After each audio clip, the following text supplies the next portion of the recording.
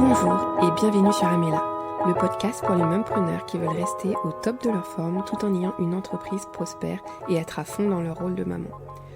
Je m'appelle Mélissa et à part pour les jobs étudiants, j'ai toujours été à mon compte. Les difficultés ont pointé le bout de leur nez avec l'arrivée de mes enfants, que j'avais tant voulu et qui ont chamboulé mes nuits et mon emploi du temps. Je suis persuadée que tout peut s'accorder sans sacrifier sa santé, son business ou sa vie de famille. Du coup, je vous partage les astuces que j'ai pu mettre en place tout au long de ce parcours. Si vous souhaitez en savoir plus, rendez-vous dans la description de ce podcast et bonne écoute. Bonjour, je suis ravie de vous accueillir dans ce nouvel épisode où je vais vous parler de stratégies pratiques pour déléguer efficacement, même lorsqu'on a des ressources limitées. Alors, c'est vrai que moi, quand je me renseigne au niveau de l'entrepreneuriat et quand je vois ma vie d'une manière réaliste, je vois qu'il est nécessaire à un moment de déléguer, tout simplement parce qu'on ne peut pas tout faire. Et cet épisode, je vous le fais en vous donnant les astuces que j'ai réussi à avoir au fur et à mesure du temps pour réussir à faire plus ce que je veux et atteindre mes objectifs sans forcément avoir le soutien et l'argent nécessaire que j'aurais envie, que j'aurais mérité, et en tout cas qui me permettrait d'atteindre les objectifs que je veux plus vite et mieux. Donc, on parlera de comment impliquer sa famille et les gens autour de nous, comment créer un réseau de soutien, même si vous n'en avez pas du tout, comment utiliser des outils, des ressources pour vous faciliter la tâche, pour faciliter vos tâches, comment analyser et simplifier votre emploi du temps, comment créer des routines simples et efficaces, comment s'inspirer d'inspiration et de ressources qui vous permettent de garder la motivation, la force intérieure, la persévérance pour continuer même quand vous auriez envie justement de plus de soutien. Et je ferai en sorte de vous donner le plus d'exemples possible pour que ce soit le plus concret possible. Donc, la première chose à laquelle on pense, c'est impliquer sa famille. Et c'est vrai que je trouve que ça paraît logique, évident, mais que ce serait bien de le redire. Bien sûr qu'on a un contexte familial un peu tous différent, mais ce que je remarque dans mes amis qui arrivent le mieux à gérer les hauts et les bas, c'est vraiment qu'elles ont sollicité leur famille. Et c'est vrai, des fois on peut pas les solliciter, ça dépend vraiment de vos contextes, mais si vous faites partie des personnes qui n'osent pas demander, là c'est important de réussir à oser demander, de réussir au moins à oser en parler, quitte à avoir un non après, mais parce que ça se trouve les gens ils ont envie aussi de vous aider, ça se trouve ça leur fera plaisir, mais de voir aussi pourquoi vous impliquez pas les gens qui sont autour de vous, parce que ça se trouve vous avez vos raisons qui vous sont propres et qui sont ok, et peut-être aussi qu'il y a des choses à travailler en vous, des blessures, des choses qui vous empêchent, enfin vous avez peur peut-être du rejet, de l'abandon, du non, ou qu'on fasse pas comme vous, et ça c'est des petites choses quand même à travailler tout simplement parce que on réussit mieux quand on est entouré. Et bien sûr que ce sera pas parfait, qu'il y aura des choses qui vous embêteront dans la manière de faire des autres, et c'est aussi accepter leur manière de faire. Et parce que personne ne fera exactement comme vous. Je vous encourage bien sûr à trouver des personnes qui respectent vos valeurs, qui respectent vos envies et vos objectifs dans l'éducation de vos enfants, dans la manière que vous avez envie de tenir votre maison ou votre entreprise. Mais je vous invite juste à réfléchir sur ça. Et si vous avez le courage d'en parler aux personnes qui sont autour de vous, vous vous asseyez, vous vous expliquez, vous dites vous quels sont vos objectifs, vos ressentis, ce qui est important pour vous, et vous voyez tout simplement ça match ou ça match pas. De toute façon, j'ai d'autres solutions à vous proposer. Ça match, c'est super cool. Vous pouvez aussi rechercher d'autres personnes dans vos amis, élargir aussi votre cercle de soutien. Mais juste, au moins, voir ce qui se passe à ce niveau-là dans votre vie. Quand j'ai impliqué sa famille, ça peut aussi être vos enfants. Suivant leur âge, bien sûr. Vous pourrez retrouver sur Internet ou tout simplement en apprenant à connaître vos enfants ce qui est approprié à leur âge. Mais je sais que, par exemple, mon fils aîné, il était très vite autonome, il a fait beaucoup de choses juste parce qu'il nous imitait en fait. Donc c'est vrai qu'il a vite participé dans la maison. C'est pas, il fait pas le ménage, c'est pas lui qui est en charge de je ne sais quoi. Ça va, il est bien traité. Mais en tout cas, il participe et ça pouvait être des choses simples. Pour vous donner des exemples, dès qu'il a su marcher, il mettait ses couches à la poubelle, il mettait ses vêtements au sale. Après, il a mis les vêtements aussi dans les machines quand on faisait les machines. Et en fait, je trouvais que c'était intéressant juste parce que déjà, le faire avec quelqu'un, ça donne une autre dynamique, ça apaise, ça donne beaucoup plus de légèreté. Et aussi, eux, ça les apprend à être autonomes, ils sont fiers d'eux.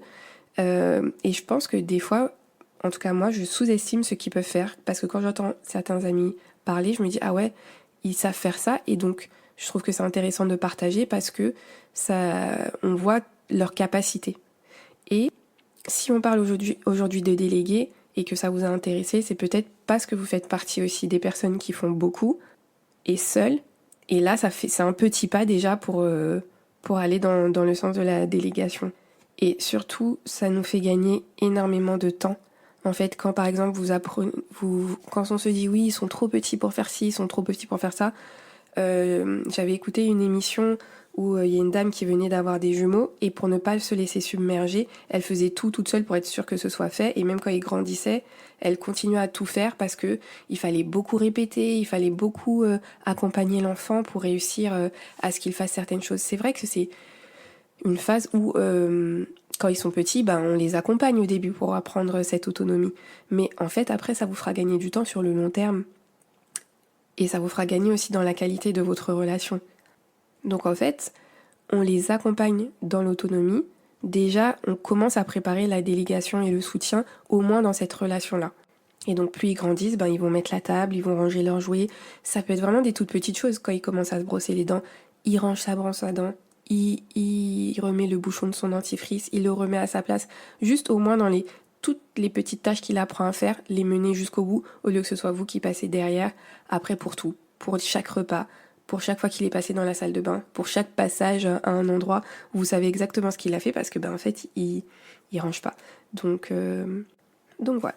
Ensuite, si on élargit un petit peu le cercle, bien sûr, il y a l'assistante maternelle, la femme de ménage, les assistantes au niveau de votre travail pour déléguer au niveau de l'entreprise. En ce qui concerne l'entrepreneuriat, il y a aussi le fait de déléguer juste certaines tâches. Si vous n'avez pas les moyens de, par exemple, faire quelqu'un créer un site internet et vous s'en occuper, vous pouvez tout simplement payer un freelance juste pour une fois, juste pour cette tâche et apprendre aussi à le faire.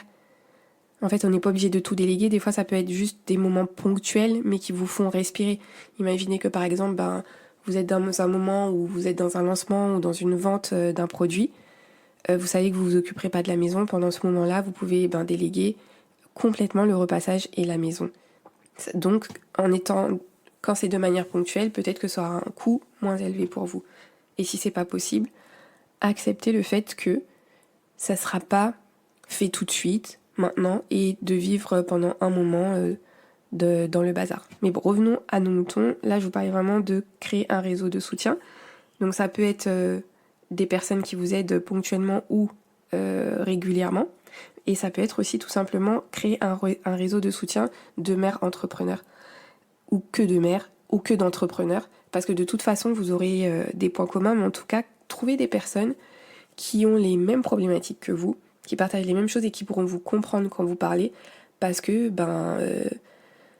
quand je parle à tante Esperanza de mon entreprise, elle va pas comprendre ce que je fais, c'est pas de son temps, surtout si c'est une entreprise digitale. Donc en fait, juste le fait de pouvoir parler, d'être écouté, d'être entendu, d'être compris, déjà ça va vous apaiser énormément. Donc je vous encourage à oser parler avec des personnes qui vous ressemblent et qui ont les mêmes objectifs que vous. Dans la vie réelle, c'est encore mieux. Vous pouvez trouver des associations, des réseaux qui existent déjà pour les personnes qui entreprennent et tout. Mais ça peut être tout simplement aussi aller sur les réseaux sociaux et trouver des personnes, des profils qui vous intéressent et qui partagent un petit peu leur motivation dans la vie de tous les jours.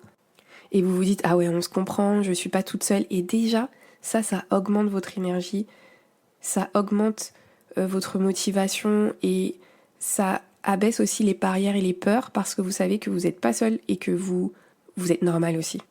Et parfois on se dit qu'on n'a pas le temps en fait d'échanger justement parce qu'on a des objectifs, mais en fait ça aussi ça va faire gagner du temps d'avoir des personnes de confiance bienveillantes et qui vous comprennent, parce qu'en fait ça peut être des toutes petites choses mais qui font vraiment la différence, et avec des échanges de services, pas par intérêt, mais juste parce que vous avez déjà des points communs de base et de fait, vous vous aidez naturellement. Donc des mamans du même âge où vous faites vos enfants jouer ensemble, ou pendant qu'ils jouent ensemble, vous travaillez ou vous échangez. Moi par exemple juste ce matin, parce que j'ai sympathisé naturellement avec des mamans à l'école, et j'ai eu une petite opération donc je pouvais pas bien marcher, et du coup j'avais ma petite dernière que je pouvais pas porter, qui voulait absolument que je la porte, et en fait tout le long du trajet, quand j'ai déposé mes enfants à différents endroits parce qu'ils sont pas dans les mêmes écoles, et il y avait quelqu'un pour porter ma fille quand elle faisait une petite crise. Et en fait imaginez, si j'étais toute seule, et je l'aurais fait et j'aurais pris sur moi, mais en fait ça m'aurait un peu stressée, tendue, alors que là en fait il disait tu veux venir sur moi, et comme mes enfants, comme ma fille, la petite dernière là, connaissait ces personnes, déjà elle avait qu'une envie, c'était d'aller sur elle, donc elle acceptait ça, et en plus ça m'a vraiment soulagée, et mes épaules, j'ai senti même dans mon corps, mes épaules se sont abaissées. J'ai vraiment eu, je me suis dit cool, enfin ça m'a vraiment soulagée. Et en fait aussi je pense que mes copines, elles étaient contentes de faire ça, et il y en a même une qui a insisté, elle m'a dit mais non, mais descends pas les escaliers avec elle. Je l'avais pas sur moi mais elle insistait pour que je la prenne. Elle disait je la prends, et moi je voulais pas trop l'embêter, mais en même temps je trouvais que c'était vraiment, enfin je savais que si vraiment je n'y arrivais pas, il y avait quelqu'un, et ça, pour moi ça compte, et ça fait du bien. Vous pouvez aussi, si vous n'avez pas trouvé des personnes qui vous ressemblent, faire une recherche, ou demander, faire une sorte d'appel, je sais pas comment vous dire, mais créer vous-même en fait votre réseau avec des réunions ou des rencontres régulières, de manière formelle ou informelle. Dire oui voilà, je cherche des personnes où on peut juste partager sur ce sujet-là, une fois par mois, une fois par semaine, une fois par trimestre. Est-ce que vous en connaissez? Est-ce que vous êtes intéressé? Et vous demandez aux gens de partager. Et franchement, ça vaut le coup parce que ça change vraiment. Vraiment, je vous assure, les personnes que j'ai autour de moi, qui sont les plus sereines, elles ont du soutien. Ça change énormément. C'est comme j'ai une cousine qui me racontait que elle avait une amie, sa maison était toujours rangée alors que ses enfants étaient tout petits. Je lui ai demandé, mais oui, mais comment, à quel moment elle range? Quand sa mère garde les enfants, et sa mère était vraiment présente, et sa mère gardait les enfants, et elle s'occupait de la maison. Et c'est comme ça en fait, c'est si vous avez pas, soit on peut pas tout faire et on l'accepte, ou soit on a des personnes qui sont autour de nous tout simplement. Et ensuite je vous invite aussi à utiliser le plus d'outils et de ressources possibles. Ça aussi c'est un soutien, et c'est une manière de déléguer les choses, et c'est quelque chose que j'ai mis du temps parfois à faire sur certains points, et je sais pas du tout pourquoi. Je vais essayer de vous donner des exemples concrets. Tout simplement, par exemple, les machines qui n'ont fait qu'augmenter au fur et à mesure des années. Et en fait, je parlais avec une amie, et je lui disais, là non, j'avais une machine en retard ou je ne sais plus quoi. Et comme, on habite dans un pays chaud, pour moi, je vais pas prendre un sèche-linge parce que je me dis, ça sèche super vite, on a du soleil et de la chaleur toute l'année. Je vais pas prendre un sèche-linge, je trouve ça, même pour la planète. Et en fait, cette année, j'ai dû changer de machine, et j'ai pris une machine avec un sèche-linge, et ça m'a fait gagner énormément de temps. Puisqu'en fait, le sèche-linge est intégré, donc quand la machine est finie, ça sèche mon linge. Et après, j'ai juste à le prendre et à le plier, le repasser si nécessaire. Et en fait, ça m'a fait gagner beaucoup de temps, parce que comme je fais de la location saisonnière, on a aussi beaucoup de vêtements à laver. Et là, en fait, ça a fait toute la différence. Et c'est pour des outils comme ça, où par exemple, je pense à des choses bêtes, hein. J'avais qu'une seule gourde par enfant.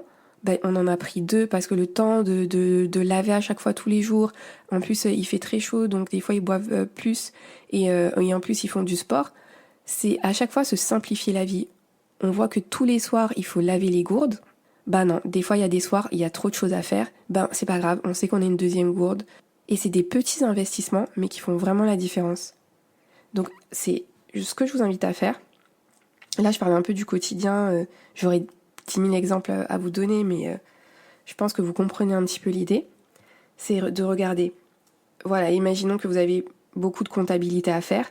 Est-ce qu'il existe un outil gratuit pour m'aider à faire la comptabilité? Ou est-ce que je peux faire par exemple un tableau Excel déjà pré-rempli que je peux remplir, qui m'aide? On se facilite la vie avec des outils. Et ça, c'est une manière de déléguer quand on prend des applications, des logiciels, des choses qui nous permettent de mieux gérer les tâches. C'est déjà une manière de déléguer sans forcément qu'on ait les ressources nécessaires. Donc l'objectif, c'est d'automatiser le plus possible tout ce que vous pouvez faire. Je vous donne un exemple tout simple.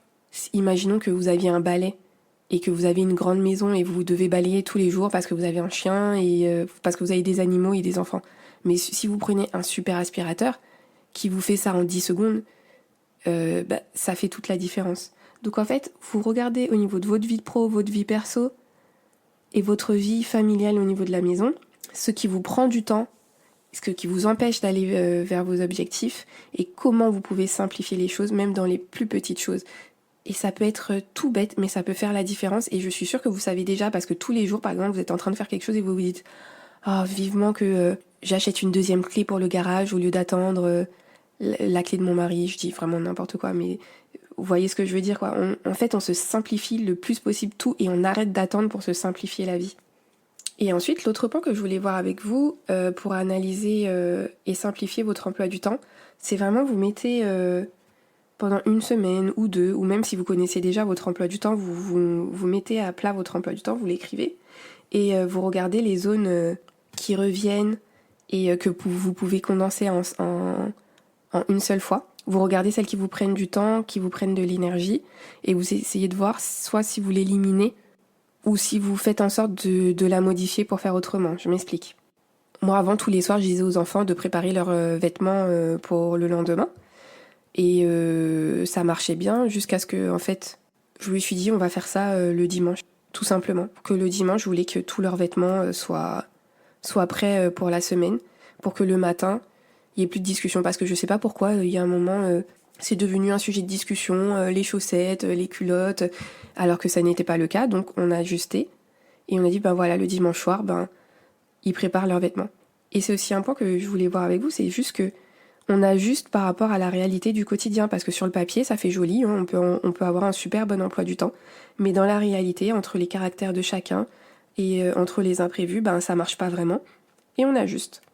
Et ce qui est important aussi quand vous analysez votre emploi du temps, c'est de regarder les zones où vous pouvez apprendre à dire un peu plus non, au lieu d'aider un peu tout le monde. Et je parle pas des gens non forcément de l'extérieur, au lieu d'aider votre conjoint, votre famille, vos enfants. Je dis pas qu'il faut pas aider les gens, c'est pas du tout le sujet. C'est juste que est-ce que mes objectifs ils sont remplis et est-ce que les gens ils peuvent apprendre à faire aussi par eux-mêmes certaines choses, même si c'est très agréable de se soutenir, mais il faut aussi que vous vous assuriez que vous arriviez à atteindre les vôtres. Et c'est un jeu d'équilibre en fait, parce que moi je fais partie des personnes qui pensent qu'on a besoin des autres et que c'est bien aussi de savoir faire tout seul, donc, mais ne pas que faire tout seul ou que avec les autres. Et je pense que c'est juste une équilibration entre je donne aux autres, je me donne aussi à moi, je dis non, j'apprends à dire non, juste parce que si vous êtes toujours là pour les autres, et je vous jette pas du tout la pierre parce que moi c'est naturellement comme ça que je suis envers ma famille, c'est envers mes enfants, c'est naturellement que j'ai envie de les aider s'ils me demandent, mais en réalité il y a des moments où on peut dire non. Et par rapport à l'analyse que vous ferez par rapport à votre emploi du temps, je vous invite à créer des routines le plus simple possible, le plus efficace possible, même si vous ajustez au fur et à mesure. Mais vraiment l'objectif c'est de vous simplifier la vie le plus possible. Parce que justement si vous n'avez pas encore les moyens de déléguer, il faut vraiment aller à l'essentiel pour pouvoir aller plus vite, pour pouvoir atteindre mieux ses objectifs et enfin avoir les moyens de déléguer. Parce qu'à un moment, quand on veut de la croissance, je fais partie des personnes qui pensent qu'il faut déléguer. Donc toutes les tâches récurrentes, on essaye de les accomplir au même moment. Même que ce soit au niveau professionnel, vous devez faire une création de contenu, vous faites en sorte de faire ensemble. Vous devez faire à manger, vous faites en sorte de faire du batch cooking le plus possible. Vous avez besoin de faire du sport, vous faites en sorte que ce soit une routine le plus simple, le plus efficace possible à un moment donné. Pour que même votre corps il sache que, en fait là voilà, ça va être le moment où je vais le faire. Et il se prépare et il y a tout qui est prêt pour le faire. Et au fur et à mesure, par exemple le dimanche soir, vous regardez, voilà, est-ce que j'ai réussi? Est-ce que les routines que j'ai mis en place, elles m'ont servi, elles m'ont aidé à avoir plus d'énergie, plus de motivation et à avancer plus vite, mieux? Et si c'est pas le cas, on élimine, et si c'est le cas, on continue. Et ça peut être aussi des modifications, juste de savoir des choses que je fais le soir, je vais les faire aussi le matin. Ça peut vraiment être efficace par rapport au moment où vous avez le plus d'énergie. Et ensuite, dans les 2 derniers points, je voulais vous encourager, parce que je sais que ça peut ne pas être facile de faire les choses par soi-même, d'essayer de trouver les ressources, parce que, en fait, des fois, on peut se dire, un tel réussit parce que il a ci, il a ça, ou sinon, même sans regarder les autres, on se dit, si j'avais ci, si j'avais ça, j'aurais pu avancer plus vite. Et sauf qu'il y a la réalité de la vie, et je voulais vous encourager à l'accepter et à trouver les ressources nécessaires pour avoir le courage et la motivation pour le faire. Et bien sûr, je vous ai parlé de personnes que vous pouvez suivre, qui vous inspireront, qui vous soutiendront, et qui vous montreront aussi que c'est possible ce que vous voulez. Mais vous pouvez aussi juste chercher des informations sur ce qui vous manque. Parce que, en fait, maintenant, on a accès à tellement de choses que ça se trouve, ce que vous voulez, vous pouvez déjà l'avoir, et peut-être même gratuitement, en fait. Juste en ayant l'information parce que maintenant, on a accès à tellement de choses, tellement d'informations, que ça se trouve, c'est déjà créé, en fait, l'outil, la chose qui va vous permettre de vous faciliter la vie. Juste pas avec une méthode, une manière de faire qui sera différente. Et du coup, ça apprendre aussi à développer ses compétences sur le fait de, par exemple, si c'est un manque de motivation, de mettre, d'avoir un petit carnet juste de motivation avec les phrases qui vous motivent. Comme ça, quand vous manquez de motivation, vous ouvrez votre petit carnet. Vous notez pourquoi vous faites les choses, les choses qui vous illuminent parfois dans la journée. Comme ça, dans les moments de down, vous savez que vous pouvez prendre cette petite ressource que vous avez fait par vous-même. Vous vous rappelez de vos objectifs, des raisons pour lesquelles vous entreprenez, pourquoi vous voulez cette vie-là. Ça peut aussi en mettant des images, des photos, une odeur, une bougie qui vous dit ah ouais voilà c'est ce que je veux, c'est comme ça que je veux vivre ma vie. Vous connectez à qui vous êtes et ce que vous avez envie de devenir. Et en fait vous créez toute une vision pour vous, pour votre famille, pour votre entreprise qui vous permettent de rester inspiré même en dehors des autres.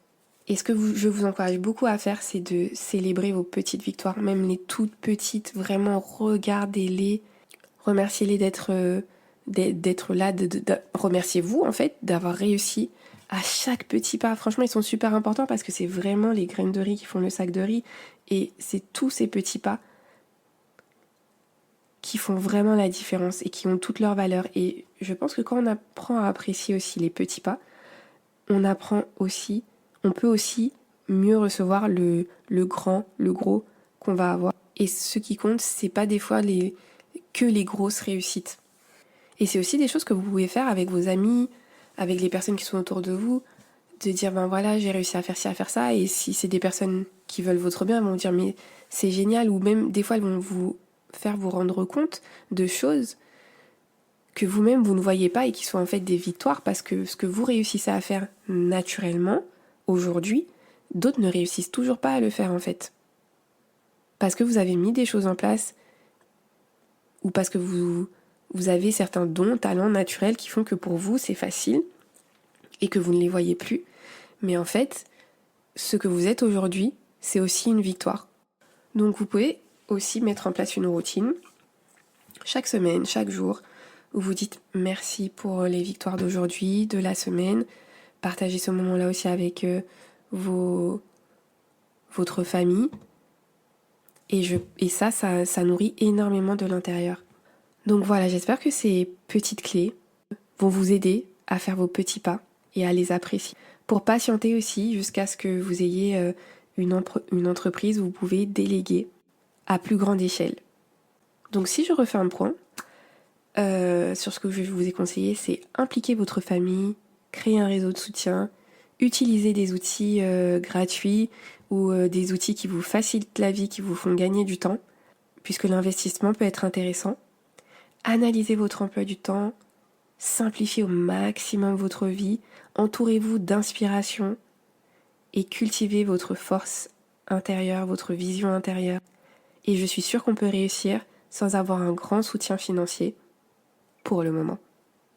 Parce que c'est ce que je vous souhaite après d'avoir une réussite. En tout cas, à la hauteur de ce que vous avez envie d'avoir. Si vous avez d'autres astuces, des outils bien spécifiques que vous avez utilisés qui ont vraiment changé votre vie de mère entrepreneur, je vous encourage à les partager pour que les autres puissent aussi les voir et peut-être que moi aussi ça m'aidera. Et voilà, l'épisode est terminé. Merci d'avoir été à l'écoute. Pense à regarder la description afin d'avoir les ressources mentionnées. Si tu as apprécié ce moment, tu peux mettre 5 étoiles et un commentaire sur la plateforme de ton choix. Si tu penses que ça pourrait parler à une connaissance, pense à lui partager. Je te dis à bientôt pour de nouvelles astuces. Entre mêmes preneurs, on se comprend.